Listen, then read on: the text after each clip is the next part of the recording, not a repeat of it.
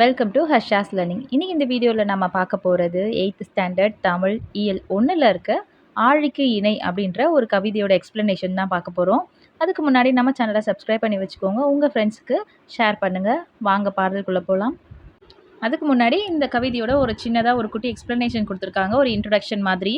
என்னென்னா, பாரதிதாசன் அவர்கள் வந்து தமிழை வந்து அமுதோடும் நிலவோடும் வந்து கம்பேர் பண்ணி பாடியிருக்காரு, வானத்தோடும். இதுக்கு முன்னாடி நம்ம பார்த்த பாடல்களில் அதே மாதிரி நம்மளோட முன்னோர்கள் வந்து தமிழுக்கு எவ்வளோ மரியாதை கொடுத்துருக்காங்கன்னா, தன்னோட தாய் அளவுக்கு, அதோட நம்ம அம்மாவை எவ்வளோ மரியாதை கொடுப்போம், அம்மாவுக்கு எவ்வளோ இம்பார்ட்டன்ஸ் கொடுப்போம், ஸோ அந்த அளவுக்கு ஒப்பிட்டு தமிழை வந்து ரொம்ப புகழ்ந்து பாடியிருக்காங்க நம்மளோட முன்னோர்கள். ஆனால் இந்த கவிதையில் வந்து தமிழை வந்து கடலுக்கு இணையாக கவிஞர் வந்து பாடியிருக்காரு, புகழ்ந்து பேசியிருக்காரு. ஸோ அதுதான் எதுக்காக அப்படி கம்பேர் பண்ணியிருக்காரு, எந்த மாதிரி புகழ்ந்து பாடியிருக்காருன்னா இந்த பாடல் இருக்க போது. ஸோ வாங்க லைன் பை லைன் பார்க்கலாம். பென்சில் இருந்ததுன்னா அண்டர்லைன் பண்ணி மீனிங் வந்து எழுதி வச்சுக்கோங்க. படிக்கும்போது ரிவைஸ் பண்ணும்போது உங்களுக்கு ஈஸியாக இருக்கும். முத்தமிழ் துய்ப்பதால் முச்சங்கம் கண்டதால். ஸோ முத்தமிழ் அப்படின்னா நமக்கே தெரியும், 3 தமிழ், இயல், இசை, நாடகம், இதுதான் 3 தமிழ்னு சொல்லுவாங்க. இந்த மாதிரி தமிழ் வந்து 3 வடிவத்திலுமே வந்து வளர்ச்சி பெற்றது வந்து தான். இதனால தான் தமிழை வந்து முத்தமிழ் அப்படின்னு நம்ம வந்து சொல்கிறோம். அடுத்ததாக முச்சங்கங்கள் அப்படின்னா முதல், இடை, கடை அப்படின்னு 3 சங்கங்கள் அமைச்சு தமிழை வந்து வளர்த்துட்டு வந்திருக்காங்க நம்மளோட முன்னோர்கள். ஸோ தமிழ் மொழி வந்து முதல் சங்கம், இடை சங்கம், கடை சங்கம் அப்படின்னு கூறப்படும் 3 சங்கங்களால் தான் வந்து தமிழ் மொழியை வளர்த்துட்டு வந்திருக்காங்க.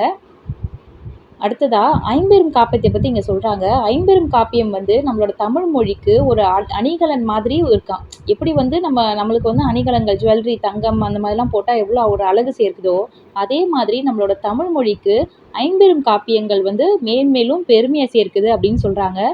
சங்க பலகையில் அமைந்திருந்த சங்க புலவர்களால் காக்கப்பட்டது. ஸோ இதெல்லாம் வந்து யார் காத்துட்டு வளர்த்துட்டு வந்ததுன்னா நம்மளுடைய முன்னோர்களான சங்க புலவர்கள் இருக்காங்க இல்லையா, அவங்க தான் தமிழை வந்து வளர்த்த புலவர்கள் அப்படின்னு இங்கே இது பண்ணியிருக்காங்க.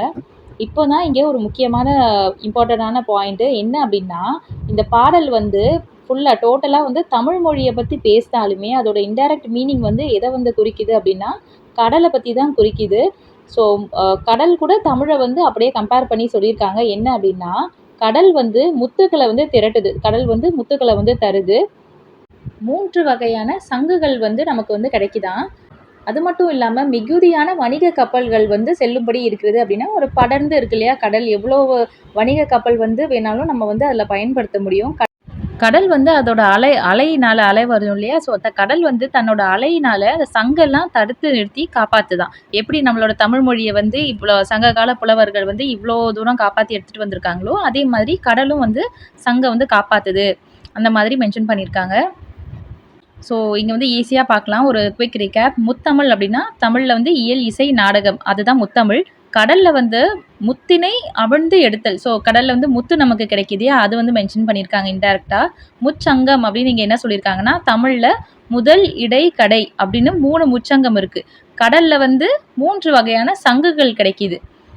அதுக்கப்புறம் மெத்த வணிகலன் அப்படின்னா தமிழில் வந்து ஐம்பெரும் காப்பியங்களை வந்து மென்ஷன் பண்ணியிருக்காங்க. இதுவே கடலில் பார்த்தீங்கன்னா மிகுதியாக வணிக கப்பல்கள் வந்து எடுத்துகிட்டு போக வந்து கடல் யூஸ்ஃபுல்லாக இருக்குல்ல, ஸோ அதை கம்பேர் பண்ணியிருக்காங்க. சங்கத்தவர் காக்க அப்படின்னு இங்கே எதை சொல்கிறாங்கன்னா, தமிழில் வந்து சங்க புலவர்களால் வந்து தமிழை வந்து காப்பாற்றப்பட்டது அப்படின்னு சொல்கிறாங்க. அதுவே கடலில் வந்து நீரலையை தடுத்து நிறுத்தி சங்கினை காப்பாற்றுதில்ல கடல், ஸோ அங்கே வந்து அதை மென்ஷன் பண்ணியிருக்காங்க. ஸோ கவிஞர் வந்து இந்த கவிதையில் வந்து ரொம்ப அழகாக வந்து ஒரு இலக்கணத்தை வந்து யூஸ் பண்ணியிருக்காங்க. அது என்ன அப்படின்னா, இரட்டு மொழிதல் அணி அப்படின்னு யூஸ் பண்ணியிருக்காங்க. ஸோ இது ஒரு முக்கியமான ஒரு கிராமர் பாயிண்ட், ரொம்ப ரொம்ப இம்பார்ட்டண்டான கொஷின், கண்டிப்பாக வந்து வர வாய்ப்பு இருக்குது. அப்படின்னா என்ன அப்படின்னு டீட்டெயிலாக பார்க்கலாம்.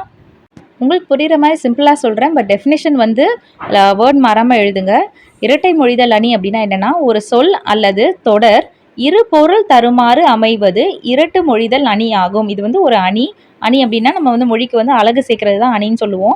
நார்மல் வேர்ட்ஸில் வந்து மென்ஷன் பண்ணாமல் இந்த மாதிரி அழகான வார்த்தைகளை வந்து மென்ஷன் பண்ணி நம்ம தமிழ் மொழியில் இருக்கு இல்லையா, அதுதான் அணி அப்படின்னு நம்ம சொல்லுவோம். ஸோ வாங்க இப்போ இது இரட்டை மொழிதல் அணினா என்னென்னு பார்க்கலாம்.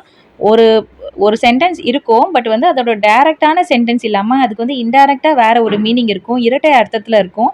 அதுதான் வந்து நம்ம இரட்டை மொழிதல் அணி அப்படின்னு சொல்லுவோம். ஸோ இந்த பாடலில் வந்து தமிழை வந்து மென்ஷன் பண்ணுற மாதிரி பாடல் வந்து இயற்றினாலும் அந்த சொற்கள் எல்லாம் கடலையும் குறிக்குது. ஸோ இதுதான் வந்து இரட்டு மொழிதல் அணி அப்படின்னு சொல்லி இங்கே சொல்கிறோம். இதோட இந்த கவிதையோட எக்ஸ்ப்ளனேஷன் முடிஞ்சது. அடுத்ததா book back question and answer video upload பண்ணுறோம். இந்த வீடியோ பிடிச்சிருந்தது அப்படின்னு சொன்னால் லைக் பண்ணுங்கள், உங்கள் ஃப்ரெண்ட்ஸ்க்கும் ஷேர் பண்ணுங்கள். இதே மாதிரி டெய்லி லெசன்ஸ்க்கு நம்ம சேனலை சப்ஸ்கிரைப் பண்ணி வச்சுக்கோங்க. அடுத்து என்ன லெசன் வேணும் அப்படின்னு கமெண்ட் பண்ணுங்கள், கண்டிப்பாக போஸ்ட் பண்ணுறோம். தேங்க்ஸ் ஃபார் வாட்சிங் ஹர்ஷாஸ் லேர்னிங்.